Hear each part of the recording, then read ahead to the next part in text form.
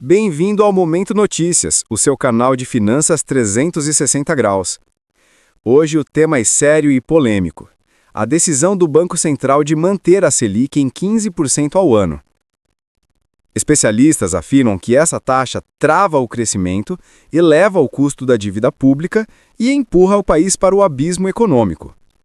No episódio de hoje, você vai entender por que o Brasil paga os juros mais altos do mundo e quem realmente se beneficia com isso.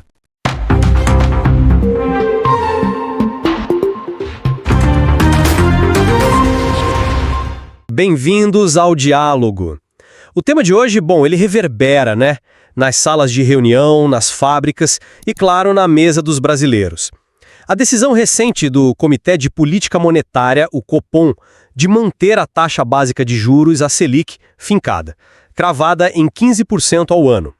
Uma decisão que, não passou em branco.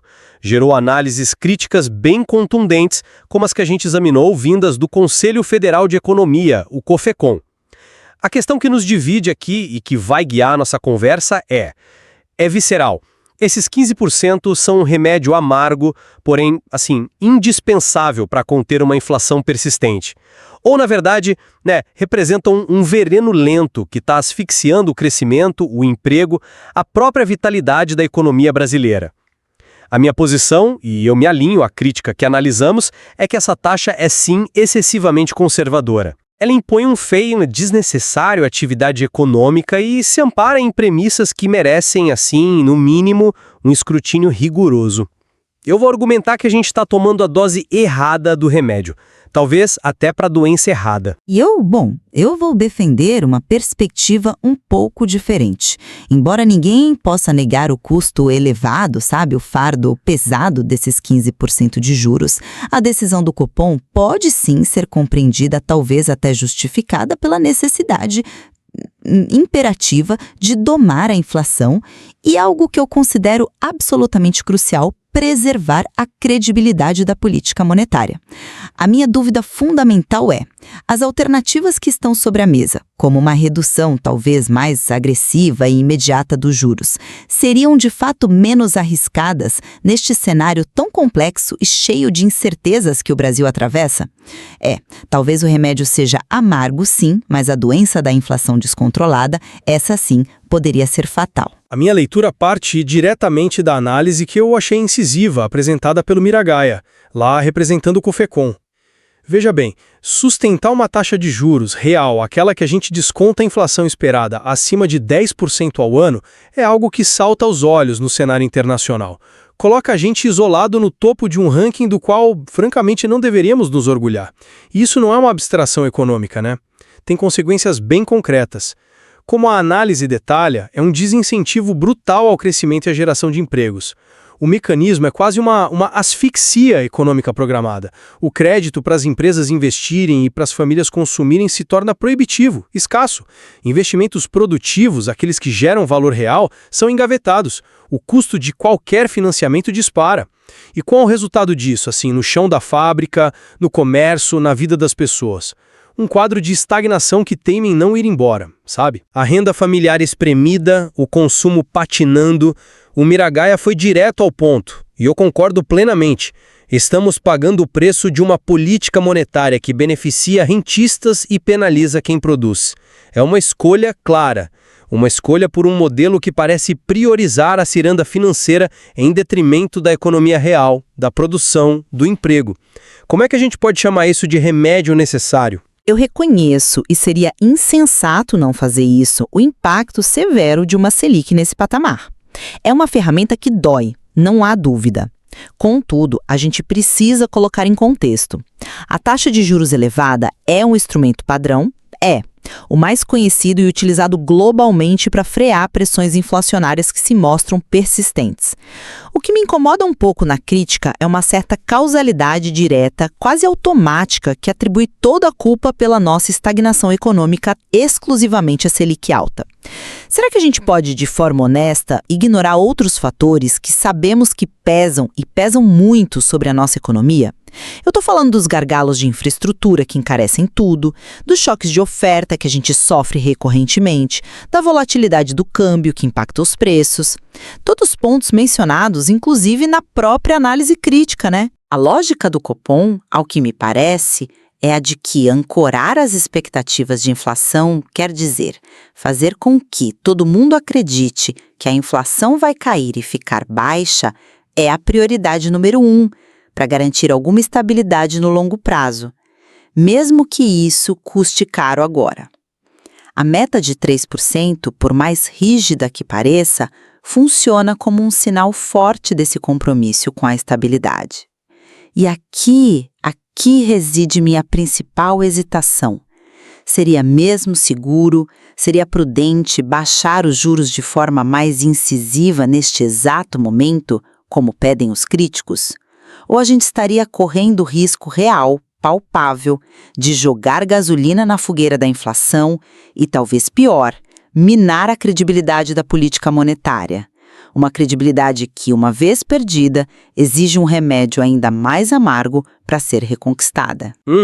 Eu entendo a preocupação com a credibilidade, é um ponto válido, mas os fatos, na minha interpretação da análise do Cofecon, apontam para outra direção.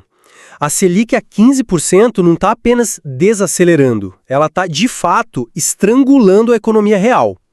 O custo social dessa política, medido em postos de trabalho que deixam de ser criados, em empresas que fecham as portas, na renda que não cresce, me parece completamente desproporcional ao benefício marginal que ainda se busca no controle da inflação, especialmente quando se persegue uma meta tão ambiciosa quanto 3%. E tem um ponto fundamental levantado pelo Miragaia sobre a natureza da nossa inflação atual. Ele argumenta, e com dados, que ela não parece vir de um consumo superaquecido. Afinal, como poderia, com a demanda agregada reprimida e o crédito tão caro e restrito? A pressão inflacionária, segundo essa visão, viria muito mais dos custos financeiros embutidos nos preços pelas próprias empresas, um reflexo dos juros altos e da concentração de renda que essa política acaba acentuando. Nesse cenário, a preocupação quase obsessiva com o eventual estímulo de demanda, como a isenção do imposto de renda para faixas mais baixas, que alguns temem como inflacionária, parece completamente deslocada. Como sugere o Miragaia, seria um alívio necessário para a demanda, não uma ameaça. Manter os juros nesse patamar por tanto tempo, com base no medo de uma inflação de demanda que não parece ser o motor principal do problema, soa como um erro de diagnóstico, um erro com consequências gravíssimas. Não seria o caso de repensar se a gente está aplicando o remédio certo para a enfermidade que realmente temos? Olha, eu vejo a questão por um ângulo um pouco diferente. Uma inflação persistente, mesmo que não seja puramente de demanda, ela tem um efeito corrosivo devastador. Ela funciona como um imposto mais perverso, atingindo em cheio o poder de compra das famílias de baixa renda. Além disso, gera um clima de insegurança que, por si só, já é um veneno para o investimento de longo prazo, talvez tão potente quanto os próprios juros altos. A credibilidade do Banco Central não é um fetiche de economista, não. É um ativo econômico concreto. Preservá-la, sinalizando um compromisso firme com a meta, mesmo que a meta de 3% seja desafiadora, é essencial para evitar um cenário de descontrole lá na frente que nos custaria muito mais caro. E é essa estabilidade, essa previsibilidade, que cria o terreno para um crescimento sustentado. Eu questiono um pouco a leitura de que a inflação não tem componentes que justifiquem a cautela. Mesmo com a demanda interna contida, fatores como os choques de oferta que não cessam, a indexação que ainda contamina muitos contratos na nossa economia e a própria volatilidade do câmbio podem sim exigir uma postura monetária mais firme por mais tempo. Sobre a isenção do IR, ainda que seja socialmente desejável, podemos realmente descartar de antemão qualquer impacto inflacionário? Talvez não generalizado, mas em setores específicos onde a oferta demore a responder a um aumento súbito de demanda.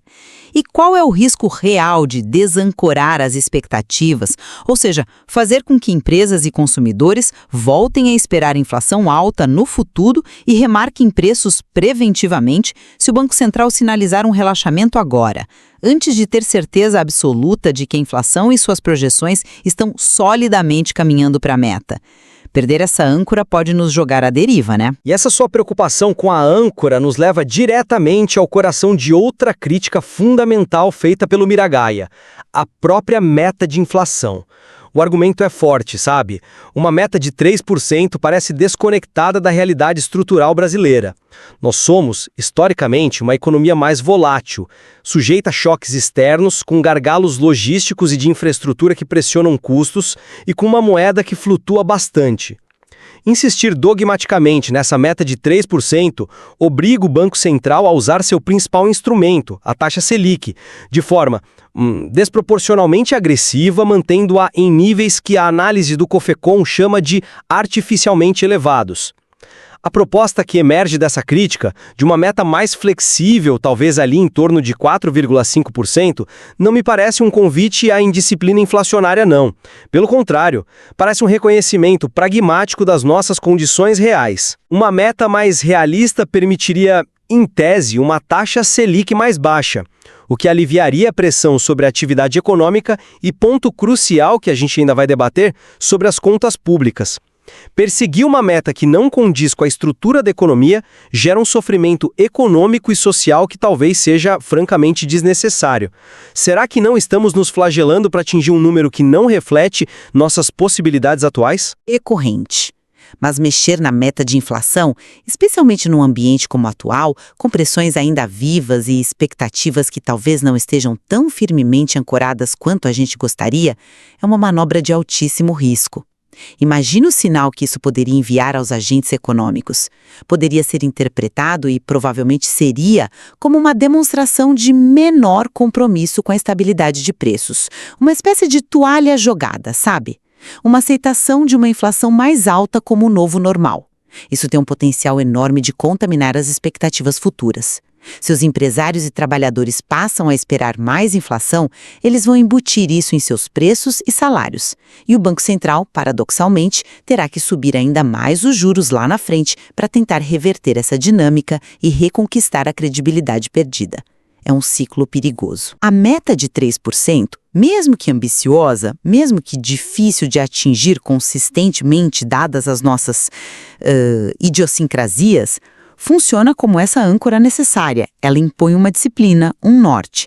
A pergunta que fica é: uma meta de 4,5% seria de fato mais realista ou apenas uma forma conveniente de acomodar uma inflação cronicamente mais elevada, desistindo de convergir para níveis mais baixos, como outras economias emergentes fizeram e hoje colhem os frutos da estabilidade? Onde exatamente a gente traça a linha tênue entre o realismo pragmático e a complacência inflacionária? Mas a gente não pode Dissociar essa discussão da meta e dos juros do seu impacto fiscal, que é devastador. O alerta do Miragaia sobre o custo do serviço da dívida pública é contundente e precisa ser encarado de frente. Com a Selic a 15%, a gente está falando de centenas de bilhões de reais. É um volume que muitas vezes escapa à compreensão, sendo drenados do orçamento público todos os anos apenas para pagar juros sobre a dívida existente. Pensa no que isso significa na prática. É dinheiro que deixa de ir para investimentos essenciais, aqueles que poderiam realmente transformar o país e impulsionar o crescimento sustentável. Estradas, portos, saneamento, pesquisa e desenvolvimento, educação de qualidade, um SUS mais forte. Essa política monetária excessivamente restritiva acaba alimentando um ciclo perverso que nos aprisiona. O ajuste fiscal tão necessário acaba recaindo pesadamente sobre o corte de investimentos, justamente o motor do crescimento futuro e da arrecadação futura, e não sobre uma expansão da base de arrecadação que viria com uma economia mais aquecida e dinâmica. Me parece que a gente está sacrificando o futuro em nome de um controle inflacionário perseguido a qualquer custo no presente. É uma troca que, na prática, beneficia quem vive de renda financeira e penaliza o desenvolvimento do país. Isso é sustentável? Ninguém nega o peso fiscal da Selic alta. É um custo gigantesco, está explícito nas contas públicas, e seria leviano ignorar isso. A ponderação que eu faço, no entanto, é sobre o custo da alternativa. Qual seria o impacto fiscal de uma inflação que volta a sair do controle ou de expectativas que se desancoram completamente? A instabilidade de preços, a meu ver, também desorganizaria as contas públicas, talvez de forma ainda mais profunda e caótica. Pensa na corrosão da arrecadação em termos reais, na pressão por reajustes de gastos indexados, na desconfiança dos investidores que exigiriam prêmios de risco ainda maiores para rolar nossa dívida. O custo poderia ser imprevisível e muito mais difícil de gerenciar. A estabilidade de preços, mesmo que conquistada a um custo elevado no curto prazo com juros altos, é uma condição necessária, entende? Ainda que não seja suficiente por si só para a sustentabilidade fiscal no longo prazo. Talvez o problema não seja apenas a taxa de juros isoladamente. Talvez o problema central seja a combinação dessa taxa com uma estrutura fiscal ainda muito rígida, com pouco espaço para manobra e uma dívida pública elevada que é excessivamente sensível às flutuações da Selic. Será que a solução passa só por baixar os juros, aceitando os riscos inflacionários e de credibilidade que a gente discutiu, ou ela não exige também e talvez principalmente avançar em reformas estruturais que tornem nossa economia e nossas contas públicas menos vulneráveis a esses ciclos?